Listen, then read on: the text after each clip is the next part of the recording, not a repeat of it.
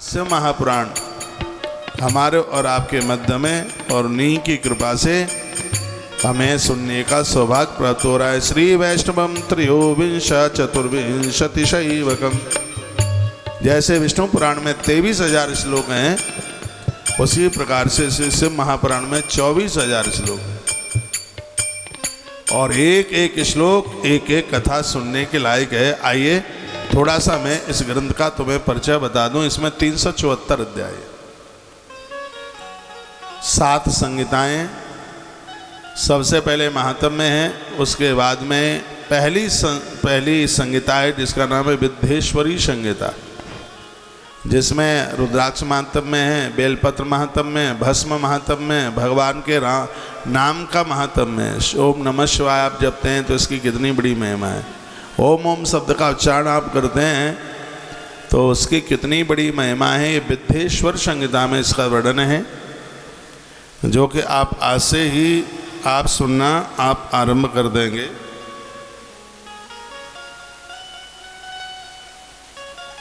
उसके बाद में है रुद्र संहिता। सुनिए, रुद्र संहिता के 5 खंड हैं। सबसे पहला सृष्टि खंड, दूसरा है सती खंड, तीसरा है पार्वती खंड, चौथा है कुमार खंड और 5वां है युद्ध खंड। ये शिव महापुराण के दूसरी रुद्र संहिता के 5 खंड है, जिसकी कथा इतनी अद्भुत है। कथा 9 दिन की है। यदि ये कथा 90 दिन की भी होवे तो कोई भी इस कथा से बोर नहीं हो सकता। ऐसी भगवान शंकर की ये अद्भुत कथा है और ये जब तक भोलेनाथ कृपा न करे तब तक सुनने का सौभाग्य प्राप्त नहीं हो सकता। उसके बाद में शतरुद्र संहिता, उसकी भी बड़ी अद्भुत कथा है। उसके बाद में कोट रुद्र संहिता। क्या कहा जाए इस कथा के लिए, तो इसकी जितनी भी महिमा का वर्णन किया जाए उतना कम है। उसके बाद में वायवीय संहिता और उसके बाद में उमा संहिता, कैलाश संहिता।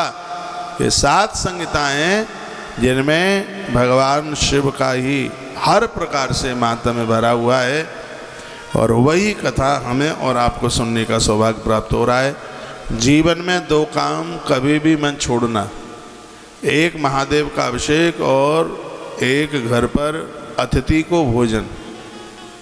ब्राह्मण जन आवे तो भोजन उन्हें, अतिथियों को भोजन दें। श्री भरतलाल जी के जीवन में दोनों काम हैं, इसलिए प्रभु राम जी के वह इतने प्रिय हो गए। टीवी पर ये केदारनाथ की चढ़ाइयाँ आप देख रहे हैं, घाटियाँ देख रहे हैं, और कल रात्रि की ही वीडियो हैं और भगवान को कैमरे में कैद करके लेके आया हूँ आपको दर्शन कराने के लिए। दर्शन कर लो, हाथ जोड़ लो, प्रणाम कर लो। धार में बैठे हुए ही आप केदारनाथ दर्शन करके आ रहे हैं, समझ लीजिएगा, बहुत आनंद है। बोले केदारनाथ भगवान की जय हो। तो श्री भरतलाल जी के जीवन में 2 काम हैं, उनको करने से वो कभी चूके नहीं। हम और आप भी 2 काम करें। एक तो भगवान शिव के ऊपर 1 लोटा पानी, 1 लोटा जल, सभी समस्याओं का हल। भोलेनाथ कुछ ज़्यादा आपसे मांगता नहीं है। जलधारा शिव प्रिय, भगवान शंकर को जलधारा अति प्रिय है, बहुत प्रिय है। 1 लुटिया पानी, 1 बेलपत्र उसमें चढ़ाकर महादेव को चढ़ाने से, 1 बेलपत्र डालकर शंकर जी को चढ़ाने से आप अपनी हर समस्या का समाधान कर लेंगे। ना आपको जन्म पत्रा लेके कहीं जाना पड़ेगा, ना किसी की चौखट खटखटानी पड़ेगी। मेरी बात मान करके आप करके तो आप देख लीजिए, आनंद हो जाएगा। 1 बेलपत्र लोटे में डालें, जल के लोटे में, और फिर वह लोटा, 1 जल लोटा भगवान शिव को समर्पित कर दीजिएगा, आनंद हो जाएगा। भरतलाल जी ऐसा करते हैं और तो नित्य अभिषेक करते हैं।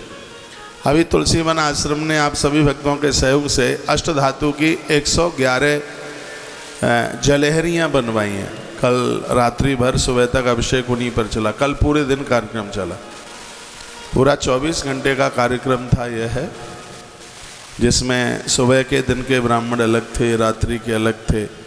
महामृत्युंजय का जप इतना अद्भुत हुआ और अब ऐसी व्यवस्था की गई है कि हर रोज पर डे 111 अभिषेक आश्रम से रोजाना हुआ करेंगे।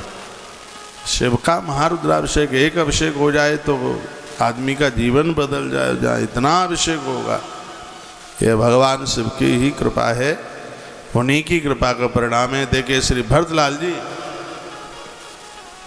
भरतलाल जी 2 काम रोज करते हैं। क्या क्या करते हैं? विप्र जीवाय देहि दीन दाना, ये देख रहे हैं आप,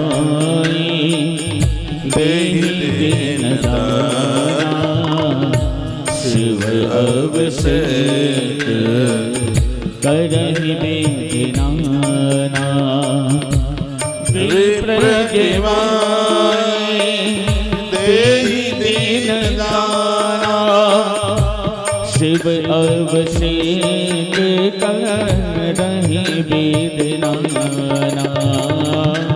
विप्र जीवाय देहि दीनाना,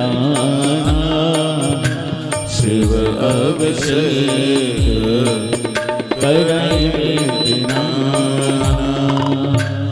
विप्र जीवाय देहि दीनाना, विप्र जीवाय देहि दीनाना, शिव अभिषेक करहि दीनाना। विप्र जीवाय देहि दीनाना, शिव अभिषेक करहि दीनाना। ये काम माताएं कर सकती हैं, एक काम पुरुष लोग कर लें, शंकर का अभिषेक करें। एक काम माताएं कर लें, घर से किसी को भूखा न जाने दें। अपने घर की बरकत देखिए। जब मुझे कोई पूछता है, कहता है महाराज जी परिवार में अकाल मृत्यु हो गई है, रात्रि को गलत सपन आते हैं, बड़ी बेचैनी है और परिवार का वंश रुका हुआ है, काम धाम सगरे रुके हुए हैं, तब मैं उन्हें कहता हूँ कि इंतज़ार कीजिए, दरवाजे पर कोई अतिथि आवे, किसी ब्राह्मण को बुला करके भोजन उसे कराइए और देखिए ज़िंदगी का कितना बड़ा परिवर्तन होता है। लोग ऐसे ही घूम रहे हैं जन्म पत्नियाँ ले लेके।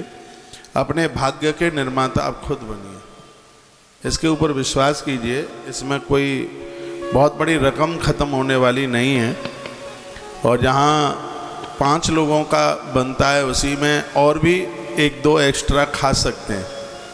बस मन का भाव होना चाहिए। हमारे ग्रंथों ने कितना अद्भुत कहा है, आवे अतिथि द्वार पर करो सकल सम्मान, ना जाने किस भेष में मिल जावे भगवान। पता नहीं परमात्मा कौन से भेष में चल करके आ जाए। इसलिए इंतजार करते रहिए, प्रतीक्षा करते रहिए। मैं आज भी सुधार रहा हूँ, जब से तुलसीवन आश्रम लोगों को बहुत बड़े पैमाने पर भोजन दे रहा है, तब से इस आश्रम की बड़ी तरक्की हो रही है। मैं आश्रम की महिमा नहीं गा रहा हूँ, मैं इसलिए बोल रहा हूँ कि ऐसा आप भी शुरू कर दें। आप भी इंतज़ार करें। आपके घर में तो एक कोई सबका मिला हुआ रिश्तेदार आ जाए, जैसे सास का भाई आ जाए, तो इंतज़ार करते रहते हैं कि जेठानी जमा देगी, देवरानी जमा देगी, हमें क्या ज़रूरत है। अरे लपक करके हाथों पर लीजिए सास का भाई, जो कि तुम्हारा मामा ससुर लगता है, उसका आशीर्वाद लीजिएगा। जो भी रिश्तेदार संबंधी जन आते हैं, इंतज़ार करते रहिए, प्रतीक्षा करते रहिए, आपके घर में भोजन करें। आपका चूल्हा एक बहुत बड़ी ताकत लेकर के उभरेगा। कथाएं तो आप सब जानते हैं, सबको मालूम है, लेकिन कथाओं में जो छिपा है वह हमें और आपको बहुत समझने की ज़रूरत है।